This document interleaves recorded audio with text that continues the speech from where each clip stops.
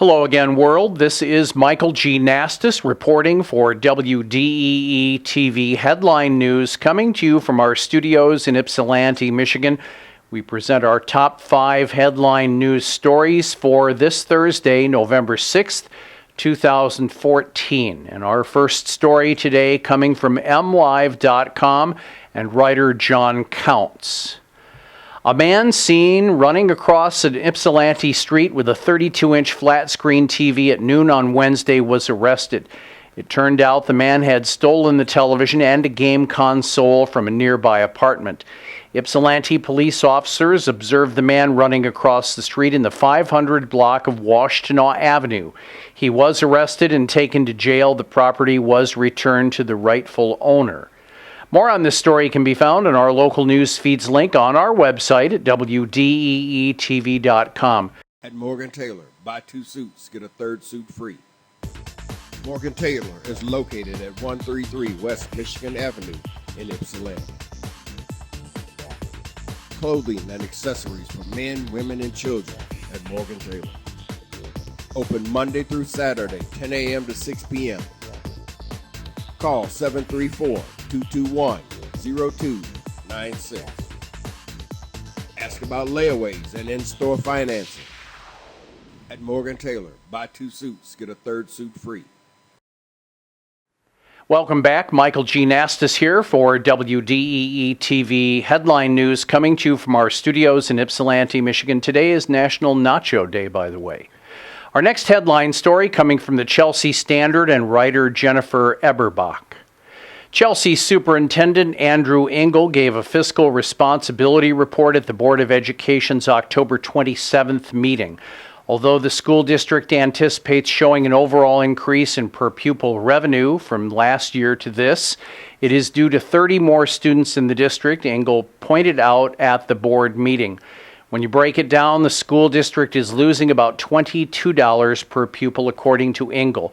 He said, "We are anticipating a loss of almost $55,000. In 2013 and 14, Chelsea School District's per pupil foundational allowance from the state was $7,237, plus $100 per student of performance funding and $52 of best practices money, totaling $7,389 per student. In 14 and 15, the total per student dropped $22 to $7,367.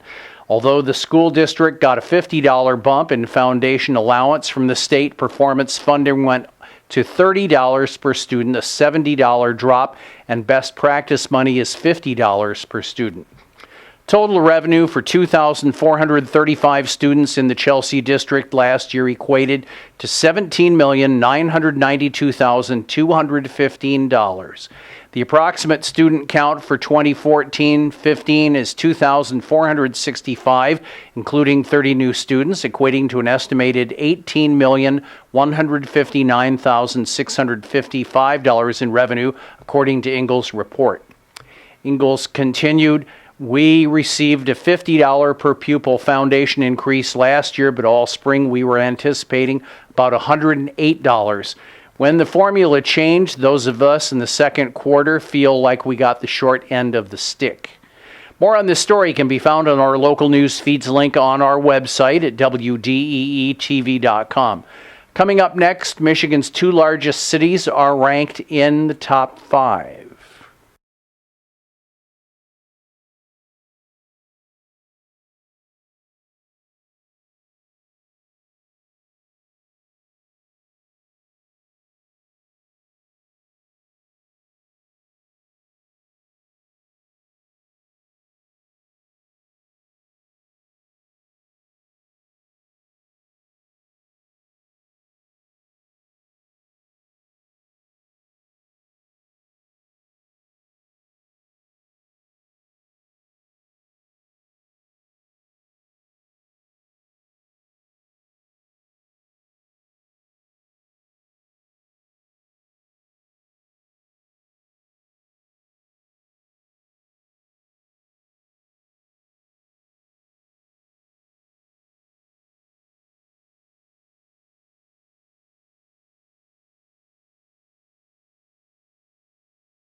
At Morgan Taylor, buy 2 suits, get a 3rd suit free.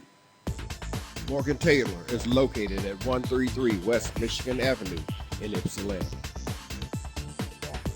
Clothing and accessories for men, women, and children at Morgan Taylor. Open Monday through Saturday, 10 a.m. to 6 p.m. Call 734-221-0296. Ask about layaways and in-store financing. At Morgan Taylor, buy 2 suits, get a 3rd suit free. Welcome back. Michael G. Nastos reporting for WDEE-TV Headline News. For this day, it's Men Make Dinner Day, by the way, nationally. Make a dinner for your sweetheart. I will. Tony will too, my producer.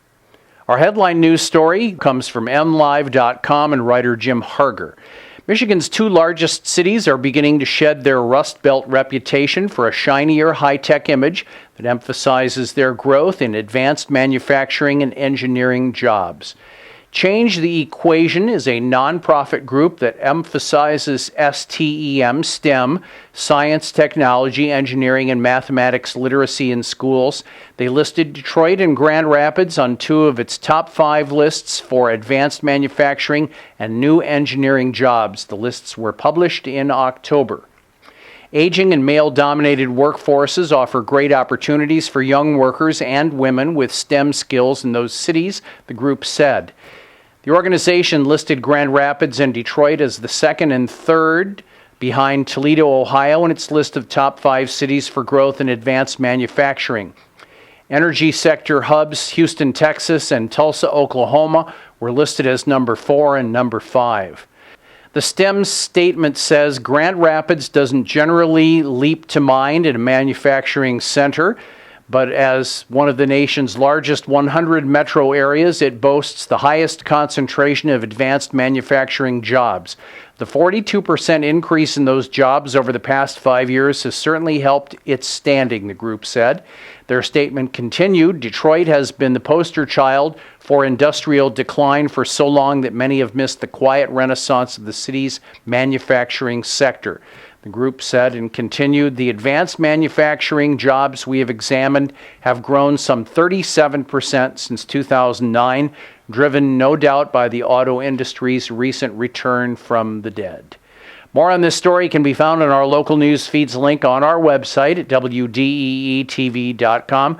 Coming up next, the Saline Hornets football team preparing for a second-round action against Monroe in the prep playoffs.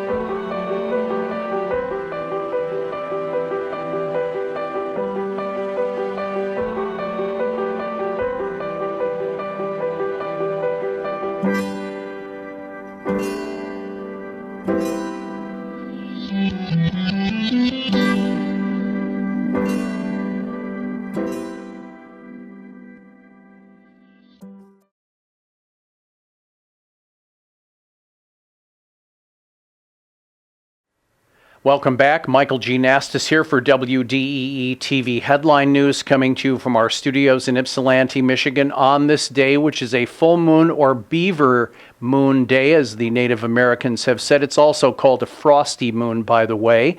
Do not sleep in the moonlight. It's bad luck. And also, if it's a red full moon, that means that tomorrow it'll either be cold or rainy, depending on whether it's full red or pale.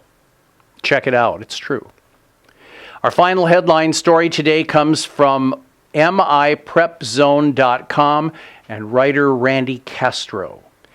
It's time for round 2. Number 7, Saline, the Hornets hosting Monroe, in Friday night's district championship in a rematch a little more than a month in the making. The Hornets, who are 9-1 overall, 5-0 in the SEC Red Division, handed the Monroe Trojans 7-3 and 4-1 in the SEC Red Conference. Their second loss of the season on October 3rd with a 28-14 victory at Hornet Stadium. But don't expect Saline head coach Joe Palca to allow his team to rest on their laurels. He said, "It's never easy. I don't think anyone likes playing a team a second time. They're going to be better. I think we're better too. We're going to have to be Friday night." Monroe slashed through the Saline defense for 244 rushing yards in the October 3rd tilt and managed to take an early lead before the Saline offense got rolling. Palca continued, "Defensively, we're going to have to limit their big play capability. We have to limit their explosion plays. If they're going to score, they're going to have to earn it." The Trojans from Monroe have certainly proved potent, averaging 30 points per game over a 10-game span. Monroe has eclipsed the 40-point plateau in 4 of its games, all blowout victories. The Saline Hornet defense will be charged with the task of again limiting Monroe's wing T attack, with Saline staking a heavy reliance on its front seven.